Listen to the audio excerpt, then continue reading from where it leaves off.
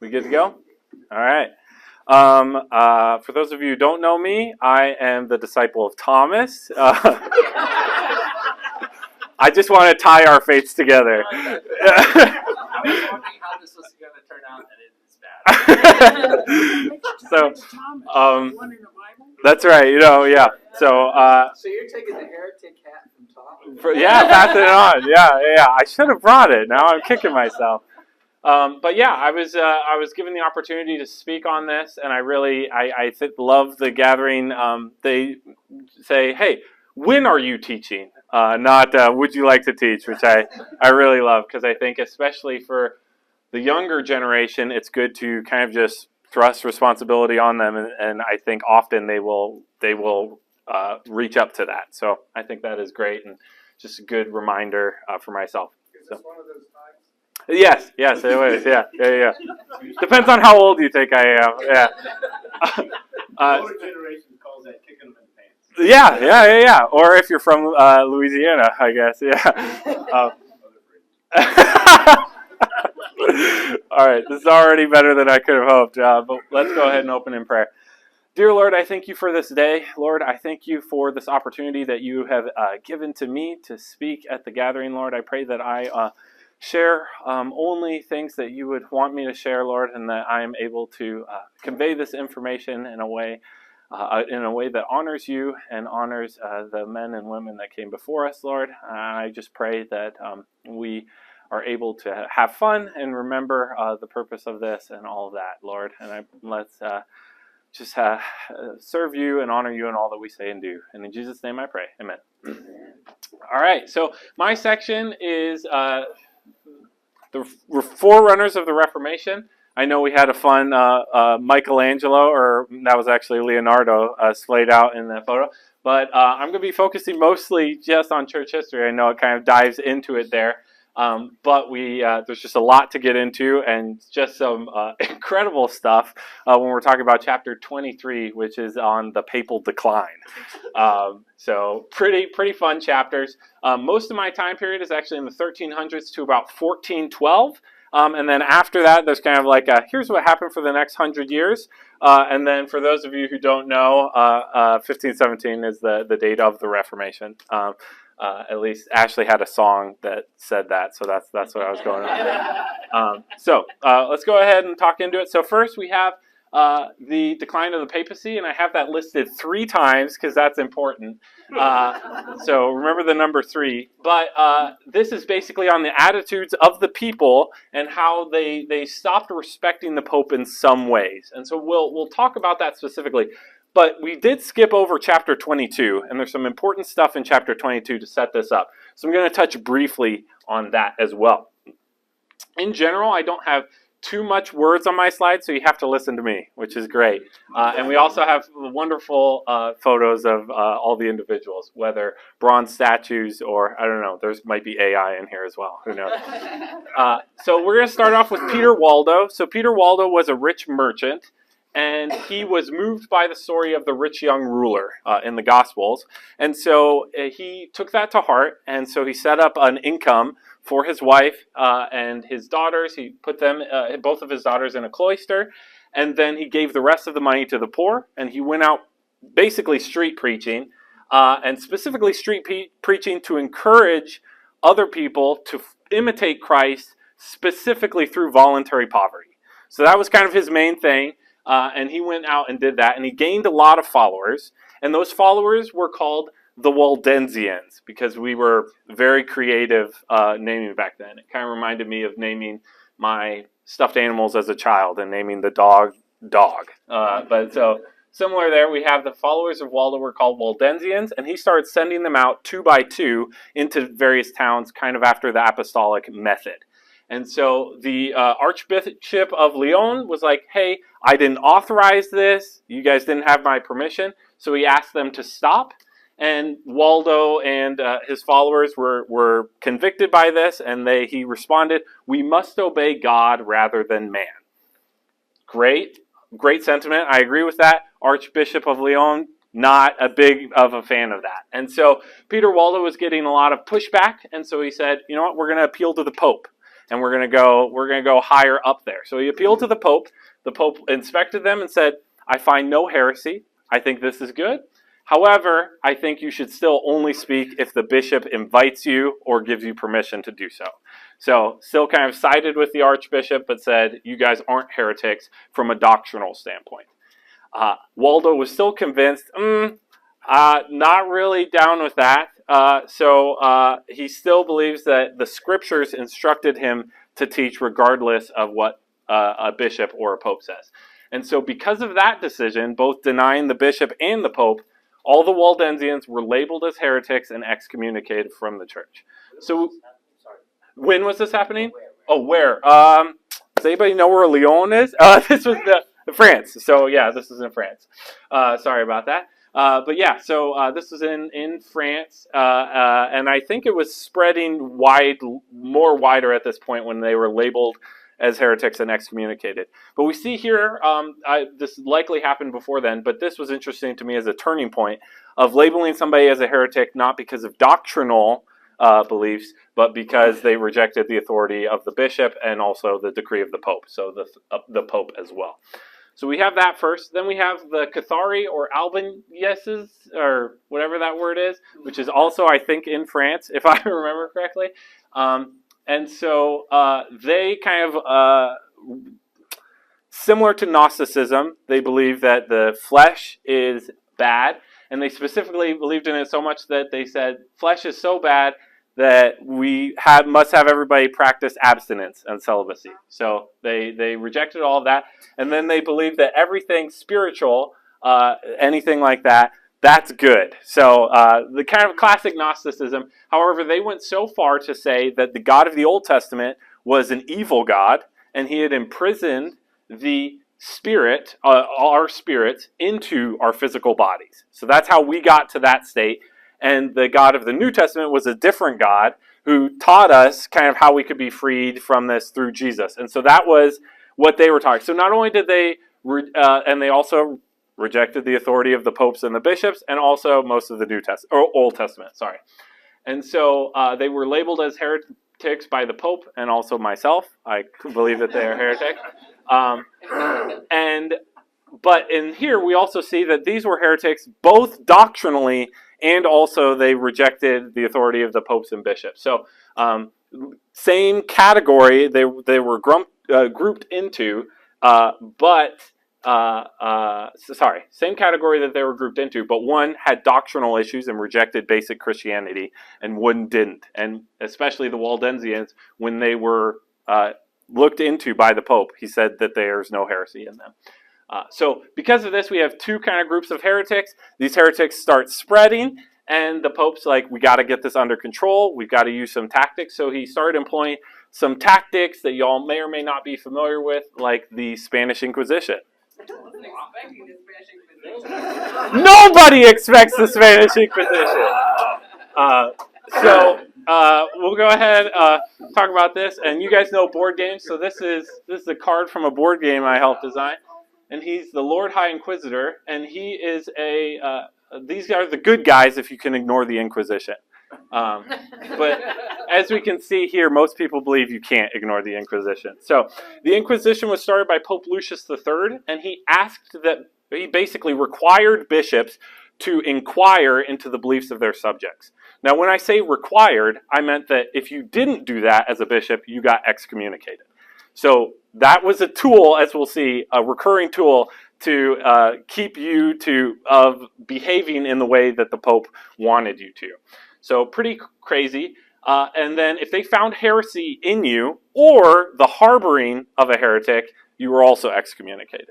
So Pope Innocent III, which we saw a little bit last week, not the best guy, went further and further and said, if these guys are preaching in your street and you're not willing to move against them, whether condemning them or imprisoning them or stuff like that, then you will also be excommunicated.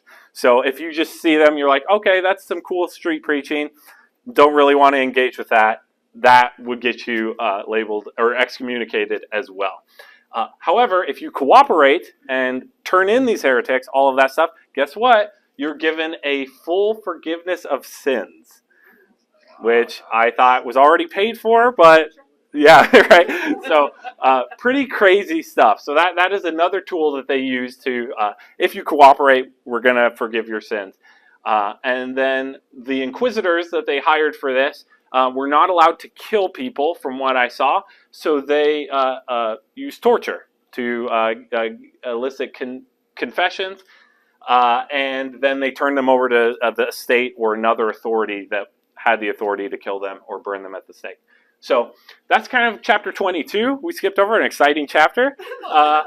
And just, it turns out that the people weren't like super on board with all of this. So the attitudes towards the Pope were definitely changing in the minds of the people. But nobody wanted to go against it because still believe in the excommunication, which is, the removal from the sacraments and specifically Mass, which, is kind of this constant refresher of the covenant. So they felt the need to have that, and you'll see that too in today just from those who are nominally Catholic. So we'll go ahead and hop into chapter 23. This is an AI-generated poster of a screenplay versus King Philip and Pope Boniface. King Philip is of France. There's King Edward as well of England. He'll get into it a little bit. And this is Pope Boniface. I just loved this graphic so much. You'll see this crown here. Pope Boniface had the largest papal crown of any of the popes and had, I think it was something like 74 sapphires in it. So pretty crazy. Dude had a very, very strong neck. So now Pope Boniface in the 1300, he said, "Hey, we're going to have a year of jubilee at Rome, and so whoever comes and visits St. Peter's Cathedral or St. Paul's Cathedral will get a full pardon of sins." And so that brought in just a ton of money into this, and so everything was thriving. And he would actually go out into the streets in imperial robes, not necessarily, and declare, "I am Caesar, I am the emperor." So that's what he thinks of himself. So we'll see now what King Philip thinks of Pope Boniface. So Philip and Edward, this is not AI, so this is hopefully something close to his likeness. Philip and Edward were fighting over the same land, and so, but wars are costly, and so they needed a lot more money to fund their wars, and so they came to the same conclusion.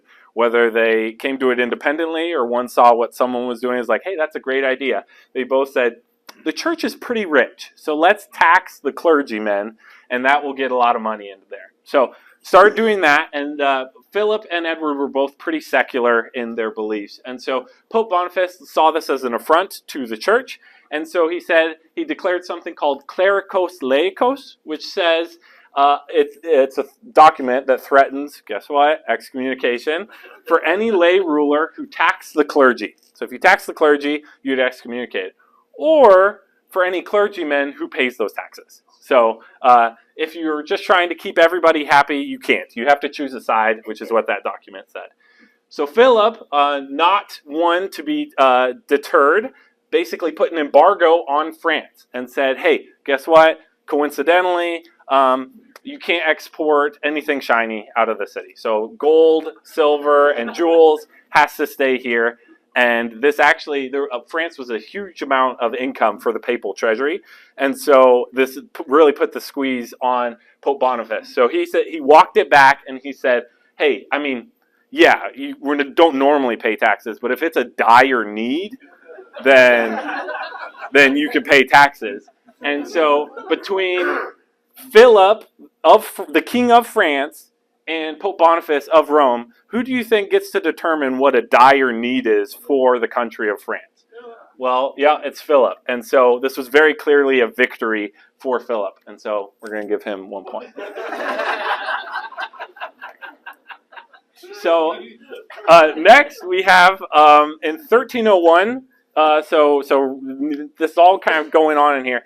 Philip imprisoned a French bishop on charges of treason.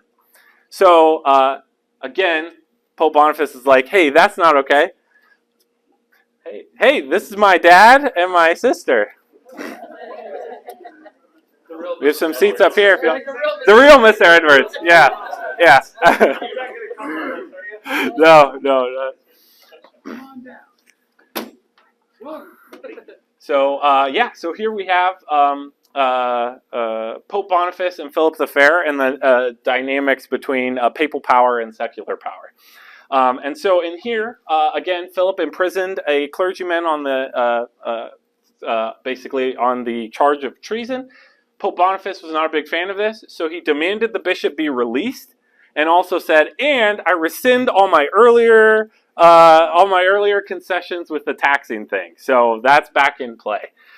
So Philip then started gathering very powerful allies. So rich merchants, just wealthy people, the bourgeoisie, which I wouldn't get too attached to them. They're not long for this world. But he started gathering those powerful friends. And we see a quote from one of his friends, which says, "My master's sword is made of steel. The Pope's is made of words." So here I want to just point out an interesting distinction. Previously, I would say most people were nominally Catholic at this point. But we see here that at least one of his followers doesn't really believe that the Pope's words carry much merit. And so he fears his master's sword more than he fears the Pope's words. So that was kind of an attitude change that was happening during that time. So I wanted to call that out. So then Pope Boniface was not idle during this time. And so he came out with a declaration called Unum Sanctum, which is known as the most extreme assertion of papal power in all of church history. He says, and this is a quote from it, "It is altogether necessary for every human being to be subject to the Roman pontiff." So he basically said, nobody is outside of my realm of control. And also, we talked about he got a new crown added to his crown there to talk about his temporal power. So pretty crazy stuff. The people, obviously, he still had a ton of power with the people because he had given a pardon for all of their sins during the Jubilee. So still a lot of power there, and kind of left Philip stunned. So we're going to go ahead and give him 1 point. So finally, the king's counter move was to have Boniface deposed on the grounds that his election was illegal. So he realized this is going to keep escalating. I'm going to maybe lose control of my people. So I'm going to get him deposed on thinking that his election was illegal on charges of simony and other stuff like that. So he hired William of Nogaret to build a case against Boniface. Now, this lawyer was very shrewd. Specifically, he was famous or infamous for using the testimony of a witness. That witness he had stripped naked, smeared with honey, and hung him over a beehive. Wow. So, wouldn't fly in today's courts, but apparently this was the guy that you wanted. And so, can we bring that back?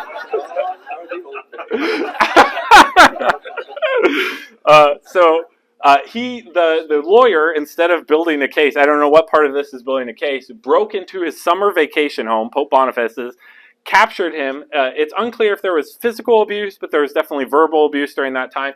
Imprisoned him. When the people in that area heard what had happened, the people revolted up against Nogaret and recaptured or rescued the Pope. However, this was so humiliating for the Pope, and it seems like there might have been some physical abuse as well. He died about 3 weeks later. So pretty crazy. So we will give that one to Philip. But we see here that the attitude had shifted so that European Christians no longer accepted papal authority in what they deemed was purely secular matters, which was very different, right? Previous weeks we saw the Pope and a leader have a bunch of conflict, and then the leader would be prostrated before the Pope to be either welcomed back into the church or crowned. So we see that was the dynamic beforehand, and that seems to be shifting a little bit here. So this is all in the chapter of the decline of the papacy, which will get even crazier. So, but first off, we'll go ahead and talk about the Babylonian captivity of the seat of Rome. And this is another game that I would recommend. It's called Avignon, A Clash of the Popes, which is fun. Plus, if you act now. If you act now, yeah, you get 2 copies. No, Don't forget to use promo code chat. Yeah, that's right. it doesn't give you a discount, but it helps me out. So immediately after that, Pope Clement was elected, and he was a French pope. And instead of moving to Rome, he elected to stay in France, specifically in a small town called Avignon. But as you'll see, didn't stay small for long. So this is, by historians, it's called the Babylonian captivity of the seat of Rome, because for the next 72 years, the seat of papal power was actually in Avignon for the next Clement and the next 6 popes. So pretty crazy, and there were a lot of undesirable results from this, and so we'll talk about that. Because the power was not in Italy anymore, the papal states got less and less revenue, and so the papal treasury saw less and less money. At the same time, Avignon was being built up, but not to the level of money and extremes that Pope Boniface had. And so because of that, they needed to figure out more ways to raise money. And so one of those that I'll call out that was one of the most lucrative was called an annat. An annat was when the bishop is appointed to a position, their first year of income has to go to the pope. So that was what that. But this was counted for either if a new bishop was appointed or if you were moved to a new position. So you see, if there was just one open spot and one new kid who was ready to be promoted, it was more lucrative to move a bishop to that new position and then promote the kid to that recently vacated one, because then you get 2 annats instead of just 1. So you'd see musical chairs just get passed around. So this first year income was constant source of revenue. So pretty crazy to see that. And also, some seats made more money than others. So there was also that. Hey, I'll give you this bishop if you cut this deal for me. So we see a lot of scheming, wheeling and dealing going on there. The next part that you are probably likely familiar with is indulgences and the sale of indulgences. So this this was a piece of paper that you bought to pay your temporal punishment here on earth. And so the idea is basically, if I murder someone, Jesus Christ has paid for those sins. However, I still might get the death penalty or be imprisoned. And so that is my temporal punishment, even though I'm still going to heaven. And so I could give some money to pay that temporal punishment instead of the death penalty. Or, basically that was kind of the idea. So if you commit a sin, no matter big nor small, you could pay that off to pay your guilt here on earth. And the idea is whatever you didn't pay or through penance or through indulgences, you would have to pay off in purgatory. So then every subsequent pope upped the ante on what indulgences do. So now you can pay for somebody else who's in purgatory. You could pay for their sins to get them out of purgatory sooner. So those were the claims, just to make more and more money off of the indulgences. And I heard recently, if you are giving a tour through the Vatican, there was this was a tour guide saying, pointing to a shop and talking about you can still buy indulgences in this shop. And then this is a true story. She said, "But I wouldn't buy here. There's a shop around the corner that has better prices." So that is kind of the state of it. You got to shop around. Yeah. Yeah. I don't know if they had BOGOs or what. 3 quotes. Yeah, 3 quotes. Yeah. Yeah. Yeah. So it is pretty crazy to see this stuff. Just as I'm reading this, as we talk about, this isn't church history to me, or what I see as the church, but it is pretty crazy. So then Pope Gregory the 11th, this was in 1377, he entered Rome and thus ended the Babylonian captivity. So everybody was rejoicing. Rome was rejoicing specifically because they were fighting for this. But he died within the year moving there. So then you've got this council of cardinals that is predominantly French, and this Roman mob that really wants the papal seat moved back to Rome. And so the council of cardinals can either elect another French pope with the chance that they move back to Avignon, or they can elect an Italian, likely keeping the power in Rome. So to keep everyone happy, they caved to the Roman mob and elected an Italian, Urban VI. However, Urban VI was kind of an interesting fellow. He mostly worked by proxy, so he didn't actually give his papal decrees. He kind of worked through somebody else through writing and through some just weird behaviors. The cardinals then informed everyone, this was a few months later, that Rome had forced an election of an apostate and thus made the election illegal and void. And so then they elected the French Pope Clement VII. So guess what? Urban the Sixth was like, no, actually, I am the Pope, and so he elected his own council of cardinals to basically, keep his line going. So now we've got, this is what the game is about, a clash of popes. You've got a Pope ruling in Rome and a Pope ruling in Avignon, both claiming to be the real Pope. And guess what? They both excommunicated each other. So for years, for about 32 years, they continue their own lines of succession. And it started with Urban the Sixth and Clement the Seventh. And so this was just, obviously crazy. And we see during this time that national alliances formed as well. So France went with the French Pope along with England, I believe, and then Rome and Spain sided with the Roman Pope. And so now you've got this conflict here. And so for the years this has happened, and the people are constantly like, we need a council to solve this. However, guess who could call a council? Only the Pope. And so, one, a pope is not going to call a council in which they think they're going to lose power. And two, if a pope calls a council, most of the people that support the other pope are not going to show up at that council. So it's not going to accomplish anything. So this went on for years. And so in 1409, the cardinals all grouped up together. And so just two groups of cardinals and said, we all agree this is messy. So they deposed both of their current two popes and elected a new Roman or Italian, Alexander V. However, neither of the other two popes stepped aside. So at this point, there are three popes, two Roman popes and one French pope. And this lasts for 8 years that this is going on. So then there becomes the Council of Constance, which was not called by a pope and was both all the bishops and the Council of Cardinals and also national assemblies came together and basically said, all right, we're going to come up with a solution together. But they also said some other things. Basically, that because of all this nonsense, we should call regular councils, figure out if the Pope is doing a good job or not, and if they're not, get them out of there and elect someone else. So lots of good stuff that I think we could all agree with, basically holding this one person accountable to the group of many. And so in 1417, they got Alexander to step aside, they deposed the other two popes, and they elected Martin V.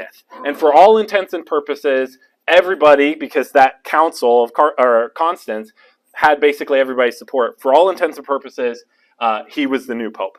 However, Martin V said, don't like all the power that you guys took for the council. So then he immediately said, anything that you guys talked about in the council is null and void except for deposing the popes. And so never had there been such an extreme contradiction of just authority at this time. It really is a clown show. And so we can see just that is what's going on here. And there are two individuals who were watching this and really, for obvious reasons, were not super happy with that. And so that gets into the next chapter, which is on the forerunners of the Reformation, which is Wycliffe and Huss, or however you want to say it. I could say Huss, but I've heard that otherwise because there's not two S's, which I grew up not knowing that an S could change how you pronounce the vowel, but I could be wrong. So we'll go ahead and start with John Wycliffe, and he was an English zealot, and we actually don't know too much about him. The book highlighted that we don't even know his birthday, and I thought it was incredible that we know most of these people's birthday, so that's pretty impressive. But we don't actually know too much about his personal life or his personality.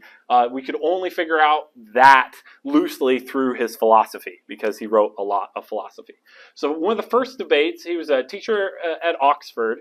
One of his first debates that he really got involved in was on the idea of temporal dominion. So who has authority on earth, and who has it been given by, and what does that look like? And so everybody agreed that that temporal dominion was given by God, but they didn't really understand the mechanism of that, of how that was given.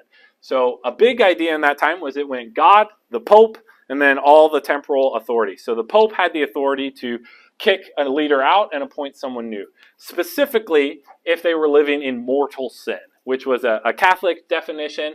But sins like adultery, idolatry, drunkenness, a kind of addiction sins, gluttony, and murder as well. So if you were living in one of those sins, he had kind of something like a lifestyle sin or something indicative of you not submitting to kind of a sanctification process. You were deposed and elect. Not that any of these guys were submitting to the sanctification process, but you were deposed, and then the Pope could elect someone else. So that was a big idea at that point. And Wycliffe said, "Yeah, I like that." But I think if a clergyman is living in a mortal sin, then the secular rulers should be able to depose them and get something else. So kind of a checks and balances system there. Well, as you can guess, this wasn't super appreciated, and so he started getting some heat from people. But he had a big following in Oxford, and he didn't really necessarily say anything that could be deemed heretical. So he was able to keep his position teaching at Oxford. And his ideas mainly stemmed from the belief that in the eyes of God, everyone holds an equal place. And so your position, where you have been appointed, should not hold more weight than your merit or who you are as a person and your character of your priest. So if you are a priest who administers the sacraments, but you have bad moral character, you should get out of there and no longer have the opportunity to administer the sacraments, which makes sense to me. However, he then started developing more and more controversial opinions on the papacy. So early in his life, he believed the Pope should practice apostolic poverty, meaning that the office should be held without silver or gold, which we see that was not the case currently, and that the Pope should be the shepherd of the flock and the preacher who brings them to Christ, which is an idea of a Pope that I can get behind, personally. And if those changes happen, there's a world where we are all Catholic. But fast forward to 1517, that was not the case. Now, he later, during all the stuff that was going on, when the papal schism started happening, he was very glad and said, "This is going to wake people up to the nonsense that's going on." And then when the three popes, all this stuff started going on, he went more and more down on the Pope and started declaring that the Pope was the Antichrist. Maybe after the Pope said, "Hey, I'm in charge of everyone." I think that didn't do a great thing of disavowing that claim. So here's a quote from him: "Christ is truth. The Pope is the principle of falsehood.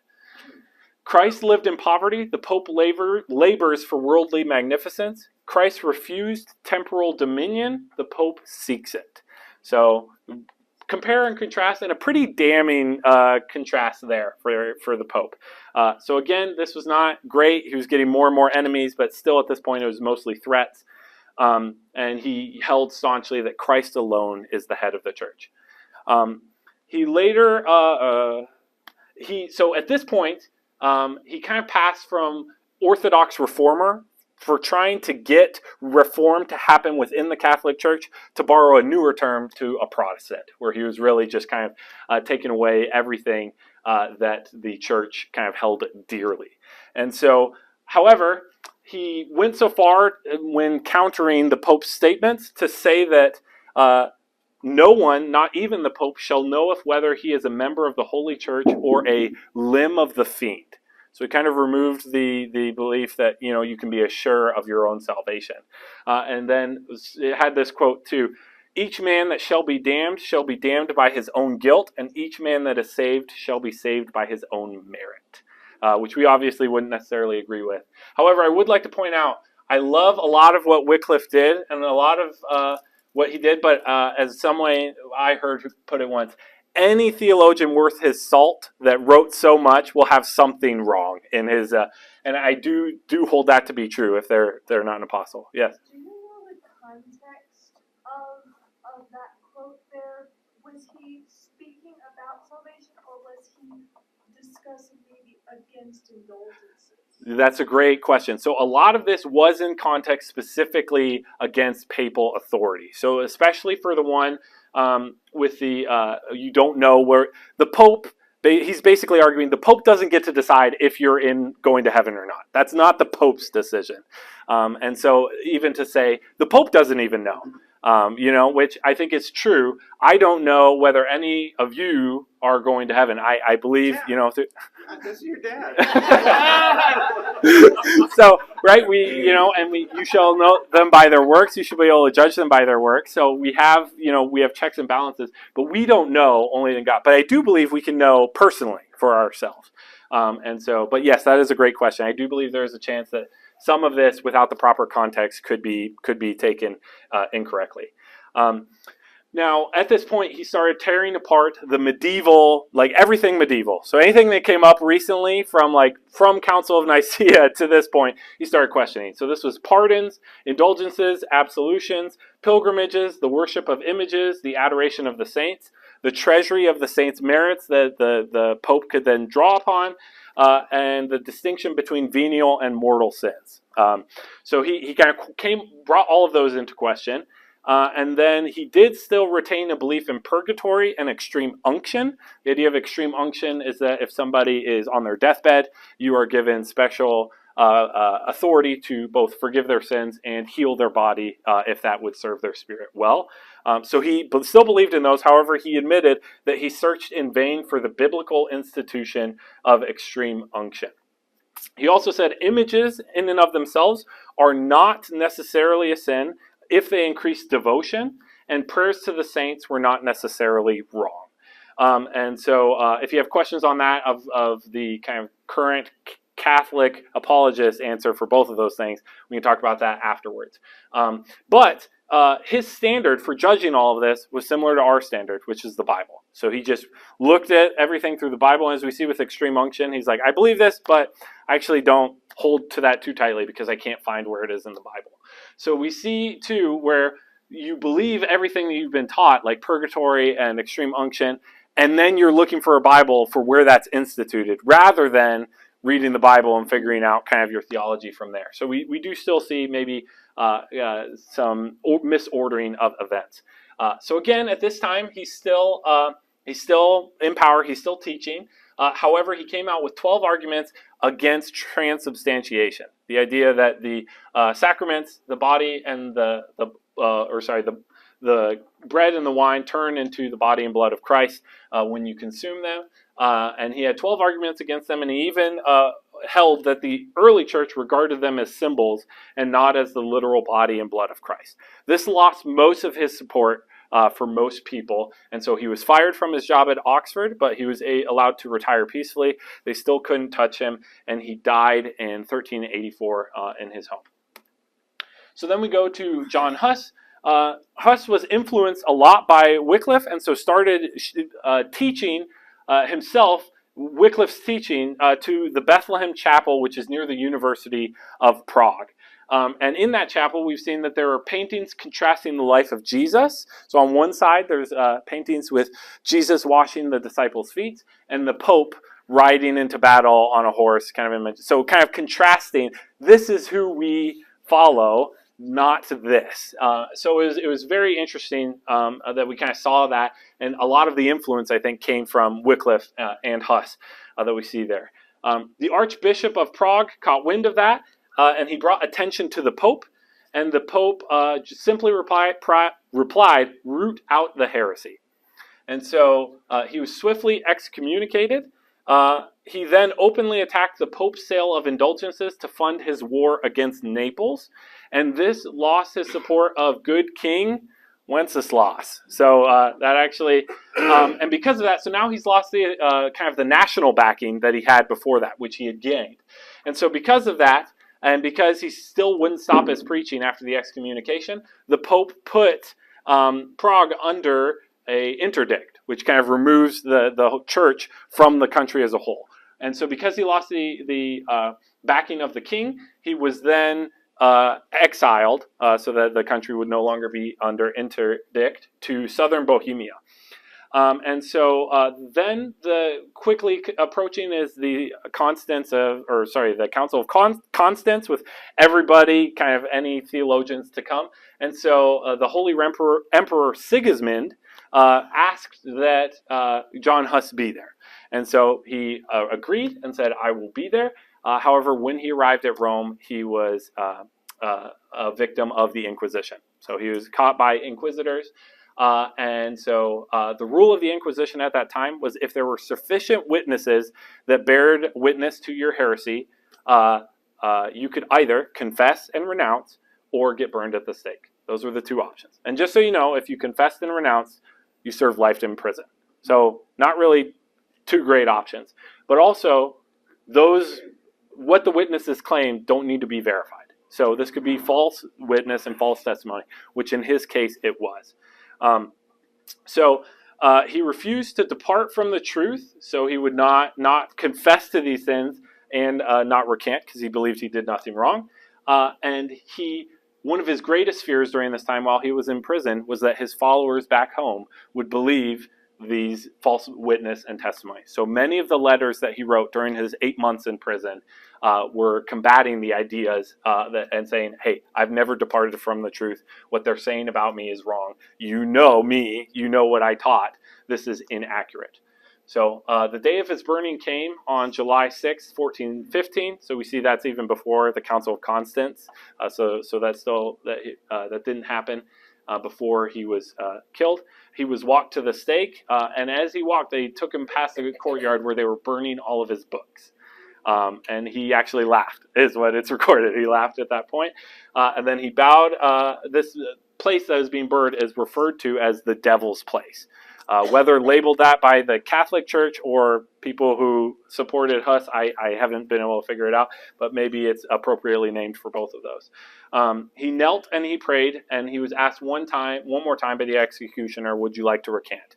We just have an amazing quote from Huss. These are his last words. God is my witness that the evidence against me is false. I have never thought nor preached except with the intention of winning men, if possible, from their sins. In the truth of the gospel I have written, taught, and preached. Today I will gladly die. So just very powerful. The letters that he wrote during that 8 months, I would highly recommend checking them out.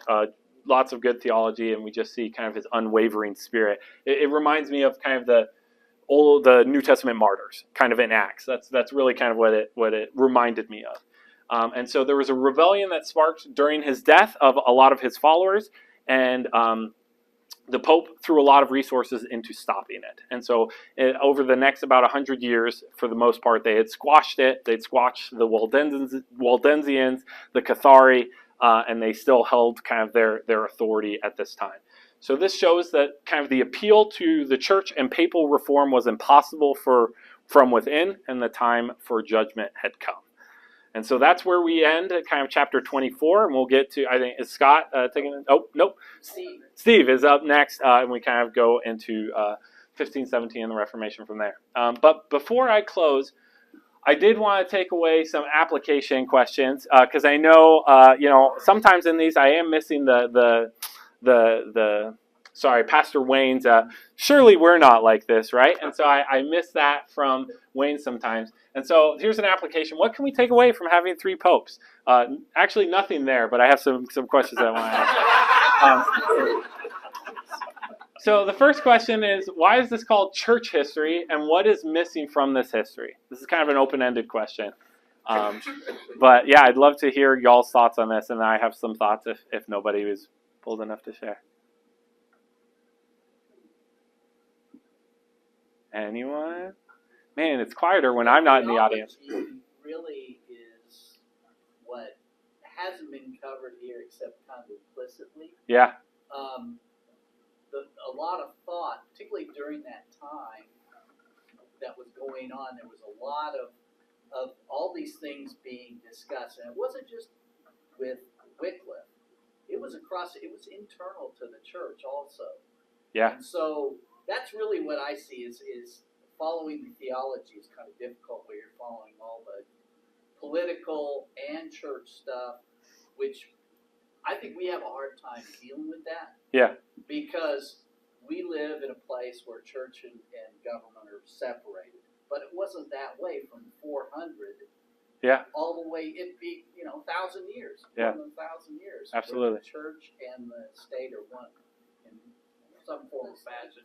Yeah, and we see the popes kind of clinging to that power, right? When they were placing embargoes on each other, it didn't feel like this was a church matter and a state matter. It just felt like two competing rulers fighting over the same thing, right? Yeah, absolutely.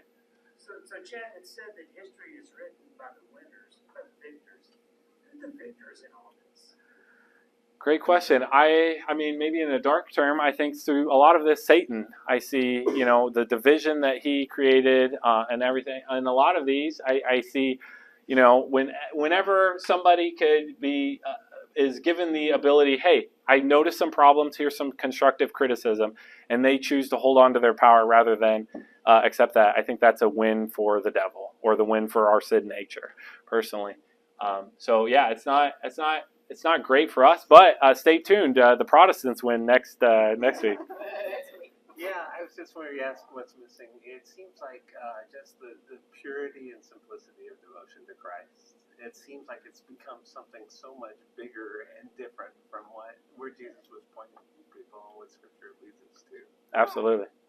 Yeah, and we saw that with the call to apostolic poverty too. I think some of them were feeling this doesn't have to be as difficult, and whether they latched onto that too hard or not, I think there was maybe some desires for that. So absolutely. Some of the common people as well, because as Scott was pointing out, here in America, in modern America, you have a separation of church and state, and you choose whatever church. If you don't like one church, you can just go to a different one, switch denominations, switch everything.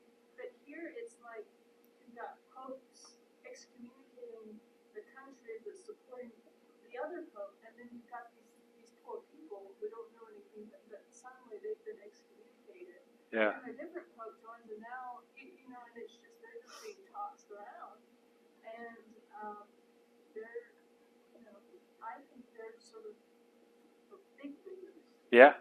Yeah. And also theologically, because again, the church has become so there is no separation of church and state. So you've had all this cultural Christianity with no real understanding, and a lot of them didn't have access to the scriptures because it was still all the sermons were in Latin.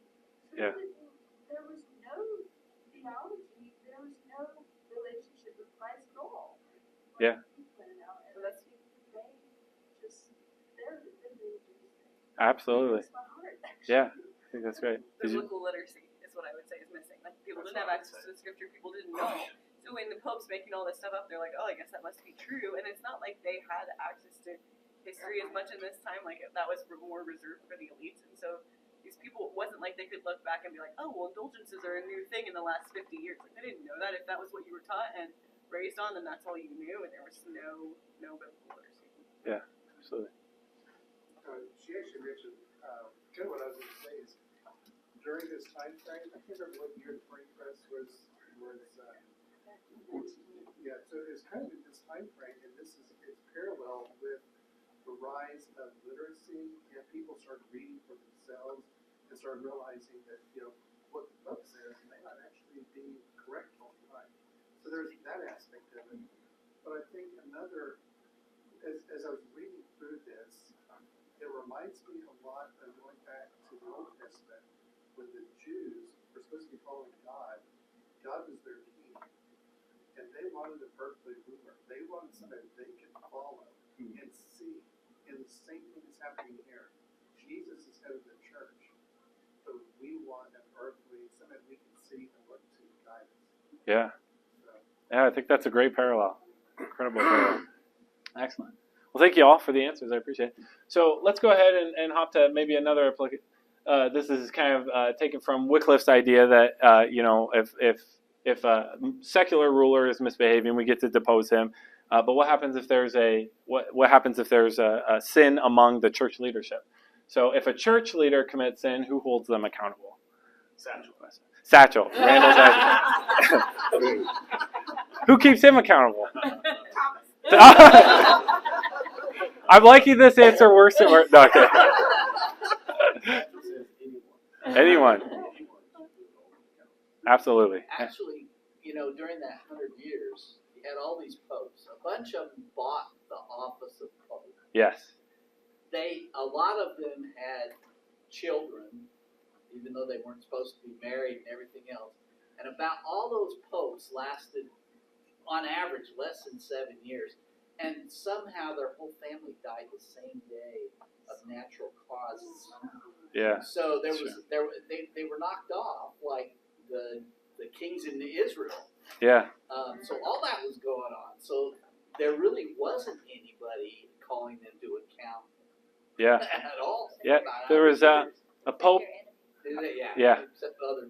There's a pope you should look at if you want to see how crazy it got. Robert Borgia, Urban the something, Borgia, pretty crazy. This is and yeah, he had I think 5 kids with 4 different women, and basically all of his decrees and manipulations were to get his sons into different positions of power.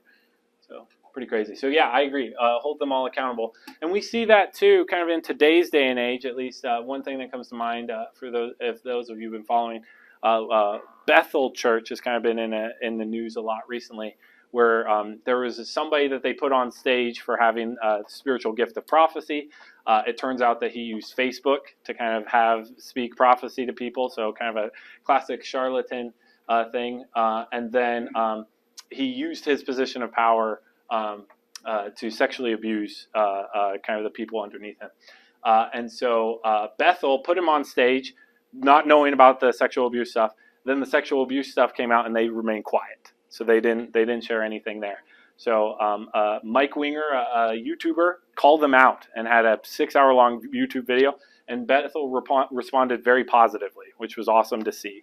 But we kind of see this of, nobody was holding them accountable, and at this point, their pastors are still in power. And if this happened in, a school, a principal office, none of those people would still have their jobs, right? So it's kind of interesting to see. So if a pastor commits a mortal sin, is he beyond redemption? So I'll talk about that a little bit. Mortal sin was just my term, to borrow from the Catholics. What I mean by that is a lifestyle of sin, or something like pornographic addiction, or alcoholism, or drunkenness, or adultery, or murder, or something like that. If a pastor commits one of those sins, is he beyond redemption? I think we would all say no, that he's not beyond redemption. But I think an important question that we maybe don't ask enough, is he beyond being restored as a pastor? Yeah, I'm going to sit there. Yeah. Yeah, our first thought is to say, no, you'll never be a pastor again. I will sit there and tell you that I have seen some people who have been through this who come back into parachurch ministry and have powerful ministry again. Yeah. But I don't know that to that point they can be trusted with being a senior pastor again or something like that. That makes sense. But you're not beyond redemption, and you're certainly not beyond use, if that makes sense. You Absolutely. can have forgiveness, but you can't choose your consequences. Yes. Yeah, I think that's fair. I think. Well, I also disagree with that, because again, you can't choose your consequences. In the sense of you take your brokenness, and in that brokenness, you continue to minister. Some people just. I think some of these people who were probably never real shepherds will slink off, and they will just live out the rest of their lives in obscurity and whatever power they could ever have amassed. Other people who were really and truly shepherds, in their brokenness, then they have a choice to live into that brokenness, and there is real power in that. That's what I'm saying. I know 2 specific people I can think of, and they're not going to be pastors of a church anymore.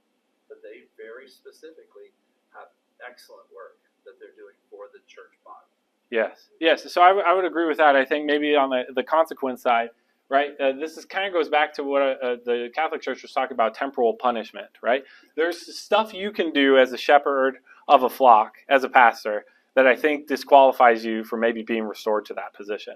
But you can find other opportunities and seek redemption, in other ways. What that looks like, I think, is different for each person. And you might not be able to choose what opportunities you're given, and what that looks like, to echo your thoughts. Yeah. But you can either choose, you know what, I messed up, this is a problem, I'm going to figure out a way to still use my gifts for the glory of God, but I recognize that I have, in my sin, disqualified myself from something, whatever that looks like. So I would say that that's never permanent. And I can imagine a situation where a young man in his 20s is made a pastor or becomes a pastor and maybe has this already a problem already, right? And is confronted with it, confesses, steps down, or forced out, however that works. But 30 years of faithful devotion to service later, that man may be a great fit for a pastor, right? So I would say there's an element of time there that is not disqualifying you permanently. Well, it's the restoration of trust, right? Like a pastor is a role that requires trust from the congregation in order to do their job well, and I think the concept of time is very important. And then setting up good checks and balances for yourself as a pastor. Like, if you struggle with, if adultery was your sin, you're never going to meet one-on-one with a woman as you're counseling them. Like, you need to have someone else there, find a woman to do it. Like, you try to create those safeguards. Yeah, and I think kind of on that fence, I think it depends on the nature of the sin as well, right? I think if you were using your power or your spiritual authority in a negative way, right, that might be much harder to rebuild those bridges than something else. So I think there's a lot of quotations about it depends. And I think kind of one of my points around this that I was trying to gather is these are not discussions that happened kind of in the Catholic Church, right? They were, what the Pope said is what happened, and nobody could question it, and nobody could change authority. Even if the Pope is drastically, grossly immoral, nobody could question that without threat of excommunication or a number of the other powers and tools that were used. Regardless of how the Catholic Church tries to address, right? They have to answer for a lot of this stuff now. So the apologists have to come up with biblical support, or try to come up with biblical support for indulgences and extreme unction and purgatory and absolution and pardons and all that stuff. So they kind of have to work backwards, because in this scenario we can see a lot of it just used as a political tool here. So yeah, thank you guys for addressing these questions with you. I still don't know if I quite have an answer myself on some of these, but Ashley and I were wrestling with that a few weeks ago, so I thought I'd pose it to y'all and see what that is. But thank you so much. I'm out of time, and let me go ahead and close us in prayer. Reminder: we'll be meeting at La Madeleine for lunch. Dear Lord, thank you so much. Thank you for your church, Lord, and your hand of guidance on the church, Lord, and just as the book had put it, Lord, when the church was becoming too narrow of a grasp, you stepped in and continued to spread the gospel that we know and we accept, Lord. I am just so grateful for just what we know as church today, Lord, just doing life together as believers, and just how powerful that is and how life-giving that is for us as a community of believers to come together and study your word and study history and take away things from that so that we might grow in our walk and learn how to serve you to the best of our abilities. Lord, I am just so grateful for your sacrifice on the cross, and I pray that we never lose sight of the personal relationship that we have with you. Lord, you reach down to us, that you might bring us into the fold of your kingdom, Lord. And in Jesus' name I pray. Amen. Amen.